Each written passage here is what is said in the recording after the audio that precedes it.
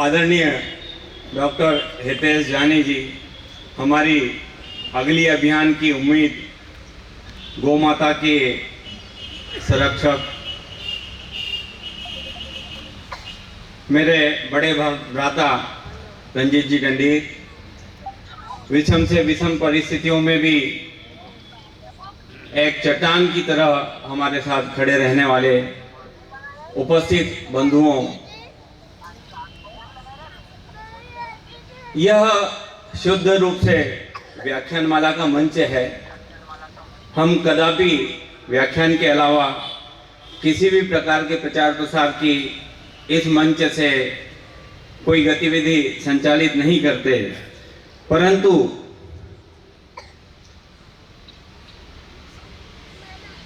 विगत प्रोपोगंडा से आज जरूरी हो गया है इस अभियान को, इस अनुष्ठान को आपके सामने रखूं, क्योंकि हमारे संस्कार है नेकी कर दरिया में डाल। दान करो तो एक हाथ से दूसरे हाथ को पता न चले, परंतु जो समय है दान छिपा कर नहीं छपा कर होना चाहिए। इस प्रवृत्ति में हम कभी नहीं पड़े। पूरा अभियान आत्म सुखा है और हमको आनंद आ रहा है, इस भाव से यह संचालित था। संस्थान को 30 वर्ष हुए हैं। संस्थान को संक्षिप्त में आपके सामने प्रस्तुत कर रहा हूं, मेरी मजबूरी है, समय की आवश्यकता है। जिस संगठन, जिस विचार, जिस संकल्प के साथ में गौरवशाली अतीत होता है, वर्तमान की पीड़ा होती है और भविष्य के सपने होते हैं, उसे स्वयं भगवान भी मुकाम पर पहुंचने से नहीं रोक सकते।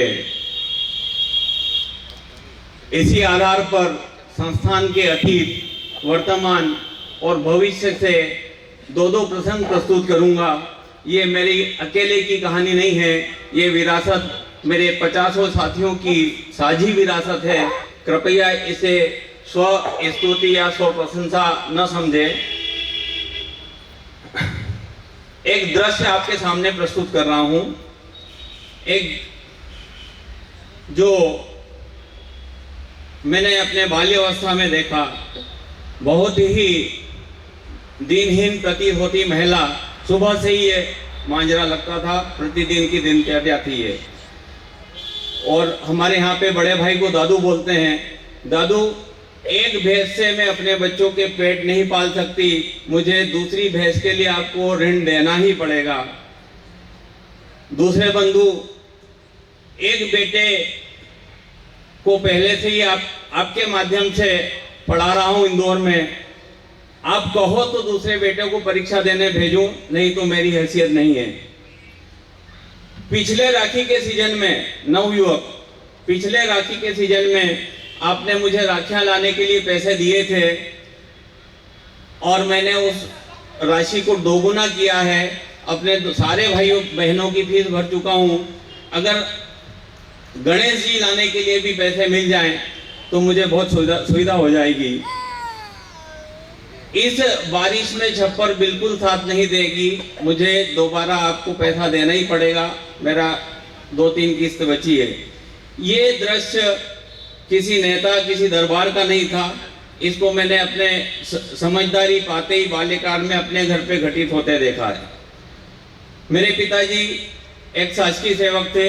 शासकीय सेवक की ये शहंशाही किसी राजसत्ता को कैसे स्वीकार होती। अभियान 10 वर्ष पूरे कर चुका था। नाम था नीमा महाजन आदर्श सहायता ट्रस्ट। उनके जीवन के अंतिम समय में 3 समय उनका 500 किलोमीटर दूर ट्रांसफर कर दिया गया। 500 किलोमीटर दूर से भी प्रतिदिन एक अंतर्देशी आता था, हमारे लिए कुशलक्षेम होता था और बाकी सारा मार्गदर्शन उस संस्था को चलाने के लिए किया जाता था।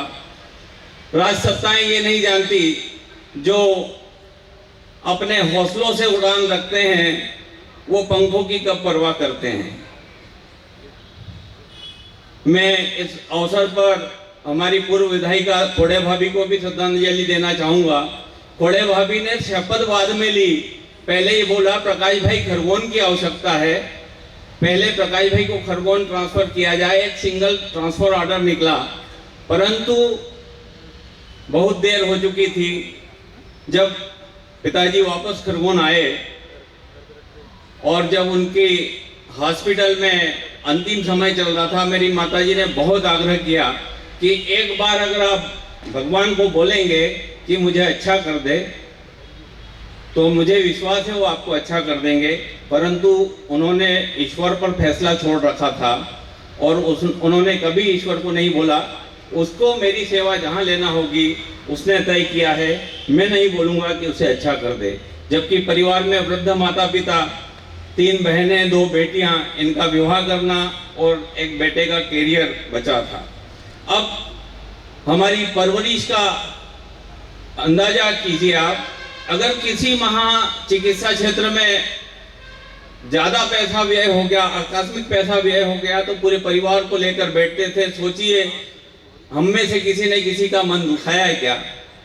कोई गलत पैसा घर में आया है क्या? चिकित्सा में इतना पैसा क्यों खर्चा हो रहा है? ये हमारा गौरवशाली अतीत था। ये प्रेरणाएं मैंने नहीं लिए, मेरे 50 साथियों ने भी ली है और आज एकजुट होकर उस अभियान के लिए काम कर रहे हैं। व्यक्ति नहीं रहे, परंतु जो पवित्र उद्देश्यों के लिए समर्पित जीवन होता है वो जीवन कभी समाप्त नहीं होता। मात्र 13 साल का अंतराल रहा। 14 नवंबर 1993 को प्रकाश विचार मंच ने उसी संकल्प को उनके नाम से, प्रकाश स्मृति सेवा संस्थान के नाम से फिर से संचालित करने का संकल्प लिया और ये 30 वर्षों का सफर हम निर्विवाद रूप से पूरा करके आगे बढ़ रहे हैं। ये था हमारा गौरवशाली अतीत। वर्तमान की पीड़ा, इसके 2 प्रसंग लूंगा मैं।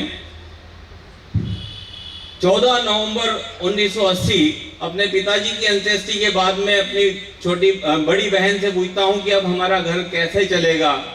मेरे पिताजी के साथी थे साथ में, उन्होंने बताया कि बेटा, शासकीय सेवा में जो होते हैं उनके यहाँ पेंशन का प्रावधान होता है, तो आपको ये चिंता करने की जरूरत नहीं।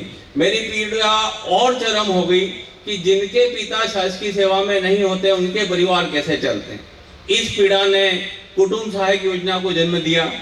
ये योजना इंदौर में कैलाश जी और मंदोला जी द्वारा 1985 में, हमसे 10 साल पहले 8,000 रुपए शुल्क से प्रारंभ की गई थी। बाद में 11,000 शुल्क प्रारंभ हुआ। खरगोन निमाड़ अंचल, आदिवासी अंचल की स्थिति को देख के इतना शुल्क संभव नहीं था। हमने 1,500 रुपया निर्धारित शुल्क किया और 100 रुपया भी प्रति माह प्राप्त किया। उद्देश्य यही था, वसुधैव कुटुंबकम का दम भरने वाला ये समाज किसी अकाल मृत्यु से निराश्रित परिवार के लिए क्या करता है। हमारे पराक्रम से, हमारे समाज के सहयोग से 20,000 सदस्य एक सूत्र में जुड़ गए। किसी सदस्य की मृत्यु होती तो सबके खाते से 5-5 रुपया सहयोग स्वरूप प्राप्त करते, उस परिवार को 1 लाख रुपया मिल जाता। 1993 में इस योजना की नींव रखी गई। 1 लाख रुपया इतनी बड़ी राशि होती थी कि इसको अगर सीधे अगर कोई बैंक में रख दे तो 1200 से 1300 रुपया प्रति माह ब्याज आता था। हमने उस परिवार के 2 समय के भोजन की व्यवस्था तो कर ही दी थी। ये समय बीता, अब ये राशि हमें बहुत नगण्य लगती है, परंतु अब हम इसको विस्तार नहीं दे सकते। शासन के बहुत से नियम बदल चुके हैं। 1100 परिवारों को आप सबके माध्यम से 1-1 लाख रुपया जा चुका है। हमारी कल्पना नहीं थी, हमने अधिकतम आकलन किया था कि 2 सदस्य प्रति माह की मृत्यु दर होगी, 2 सदस्य। और जब हमने जो राशि एकत्रित की, हमने सोचा था कि इसका एक पार्ट उसको हम लौटाएंगे और इस पैसे को हाथ नहीं लगाएंगे। जब बैंकों में 16.25 ब्याज दर मिलती थी एफडी पे, जो बाद में जाके 4 और 5% हो गई, उस पर भी टीडीएस काट के बैंक देती है। मृत्यु दर जो 2 का सोचा था, कोरोना काल में 200 सदस्यों की मृत्यु हुई। 2 करोड़ रुपए माननीय मंत्री जी कमल पटेल जी आके उनके कर कमलों से बांट के गए। ये तो हमें परमपिता परमेश्वर की कृपा है कि इतना कम शुल्क। रमेश मेंदोला जी के शब्द थे कि ठीक है, 1500 पे योजना तो चालू कर लो आप, जब सदस्य की मृत्यु दर चालू होगी, मरना चालू हो गए तो खरगोन छोड़ के भागना आपने, क्योंकि वो संस्था 10 साल पहले बंद हो गई है जिन्होंने 8,000 और 11,000 शुल्क लिया था। अभी अगर 1500 वाले सदस्यों का हिसाब किया जाए तो उनपे 7-7 हजार रुपया बकाया निकलता है। परंतु हमने हमारी सूझबूझ से ऐसी व्यवस्थाएं की है कि वो जिससे 7 से 8 हजार रुपया निकलता है, वो जब 60 वर्ष की उम्र में पहुंचता है तो उसको 7 हजार रुपया दे के विदा करते हैं। और ये व्यवस्था आगामी 30 वर्षों तक भी कायम रहेगी।